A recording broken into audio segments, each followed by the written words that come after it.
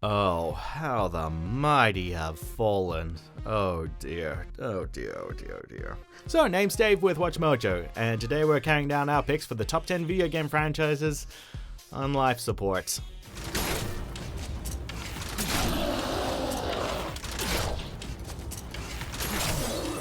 So for this list, we'll be looking at the various video game franchises that have since fallen off the mainstream radar and are barely holding on to relevance.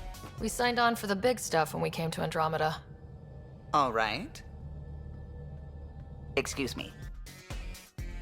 Number 10, Crackdown. Microsoft had a pretty good thing going with Crackdown in 2007, as well as its sequel in 2010, though not as much as the first one. But when it came to Crackdown 3, things just went from bad to worse. Originally announced in 2014, Microsoft advertised this game to make impressive use of cloud processing, promising to create destructible environments unlike anything we've ever seen. After multiple delays, Crackdown 3 was finally released in 2019, and not only did it kinda suck, none of that cloud promise was anywhere to be seen.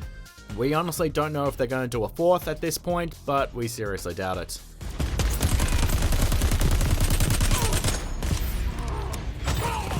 Number 9, Angry Birds.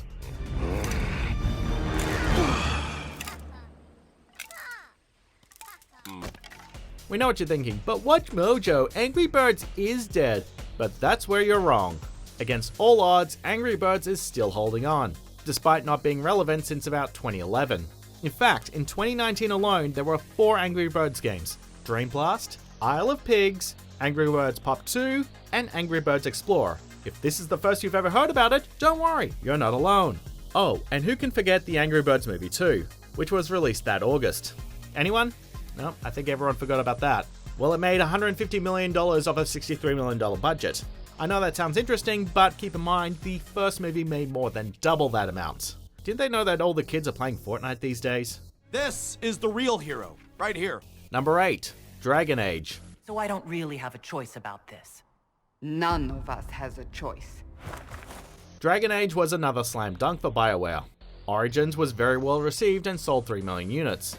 Unfortunately, things didn't go smoothly for Dragon Age 2. While it received some pretty good reviews from critics, Origin fans absolutely detested it due to tedious fights filled with respawning enemies and a smaller scale world. Inquisition fared better with critics, even won a few Game of the Year awards. However, a Kotaku expose has since revealed that development was a nightmare.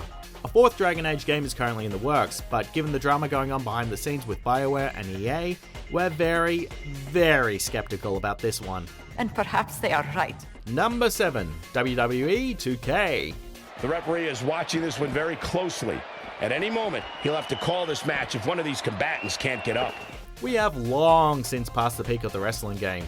These games were genuinely great in the early 2000s, with titles like Here Comes the Pain and WWF No Mercy being particularly acclaimed. The series has oscillated in quality ever since. SmackDown vs. Raw 2010 was great, while WWE 2K15 was particularly poor. But that game was a masterpiece compared to WWE 2K20. Visual Concepts took on development duties after 2K left, and the result was an unmitigated disaster.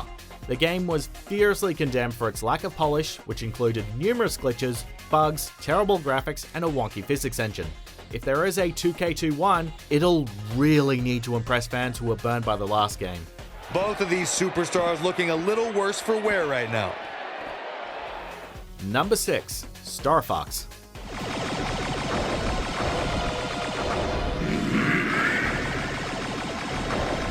I love this franchise, but I hate what Nintendo has done with it.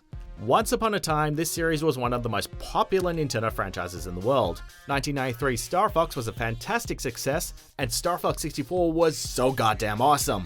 But after that, the series went through an identity crisis. Star Fox Adventures tried to take the series in another direction, but some fans weren't having it, myself included, while both Star Fox Assault and Star Fox Command were met with mixed reception. After a long hiatus, the last half of the 2010s saw 2 attempted revivals. Star Fox Zero was a critical and commercial failure for its awkward motion controls, and Ubisoft implemented Star Fox into their own space exploration series, Starlink Battle for Atlas, only to also be met with commercial disappointment. Seriously, is there any hope for Fox McCloud and his crew? Here's an idea, Nintendo. Why don't you make a straightforward Star Fox game? It's really not that hard.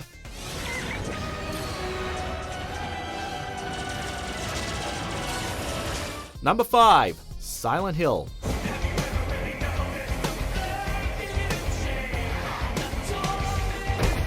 Once the hallmark of the gaming horror franchise, this series hasn't really been in pop culture discussion for more than a decade. 2003 Silent Hill 3 was the last to be released to widespread critical acclaim, and Silent Hill 4 was decent enough, but the following games have ranged from passable to pretty darn bad. I'm looking at you, Downpour, and you, Book of Memories. Things were looking up with PT, and for the first time in a very long time, the Silent Hill series was back in the mainstream consciousness, only for that to get unceremoniously cancelled. Reportedly, Konami is now looking to bring the series back in a new way, but given their disastrous modern takes on Contra, and another series we'll get into later, we're not holding our breath.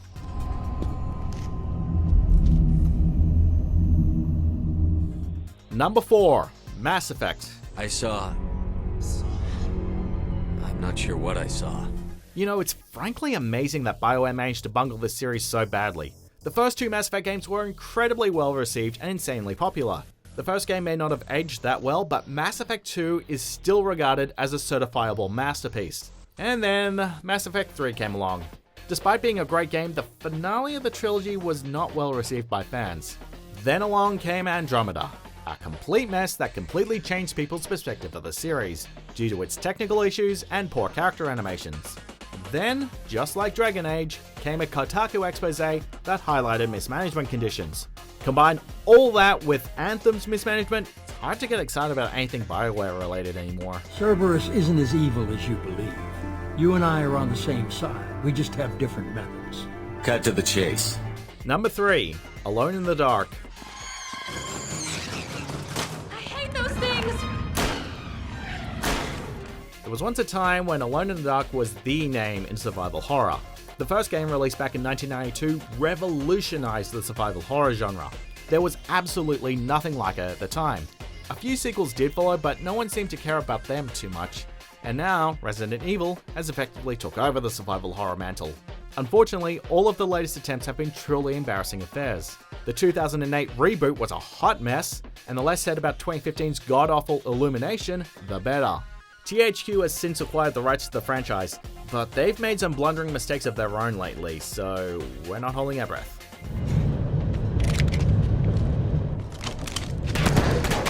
Number 2. Fallout. Yeah, you all knew this one was coming.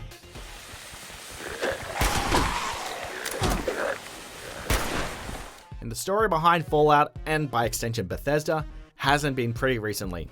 The Fallout series grew in stature before peaking with Fallout 3, a magnificent adventure RPG, often touted as a masterpiece of its genre. 7 years later, Fallout 4 came out. While critically praised, was found to be disappointing by some fans.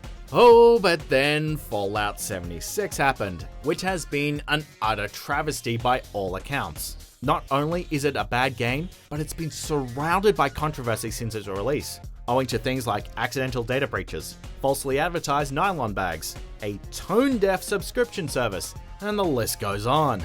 To really add insult to injury, Obsidian Entertainment, who developed Fallout New Vegas, released their own critically acclaimed adventure RPG, The Outer Worlds, and it put Bethesda to shame over the fact that, well, it actually works. Oh, yes, well, not to worry. I've pumped your body full of a special concoction I devised to keep you from dying so horrifically. Before we continue, be sure to subscribe to our channel and ring the bell to get notified about our latest videos. You have the option to be notified for occasional videos or all of them. If you're on your phone, make sure you go into your settings and switch on notifications. Number 1.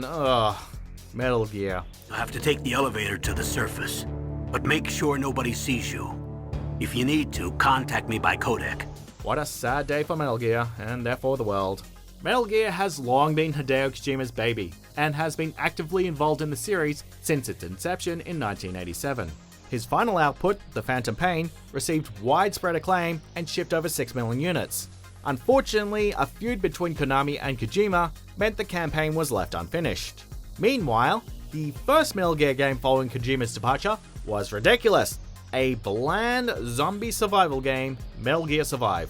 I reviewed this game. It was terrible. It was so monotonous. I could not stand it. It was insulting to the franchise's legacy. Metal Gear simply cannot be, well, Metal Gear without Kojima. And seeing as how Konami owns the rights to Metal Gear, we don't have much hope for its future. There's only room for one boss and one snake. In the mood for more awesome gaming content?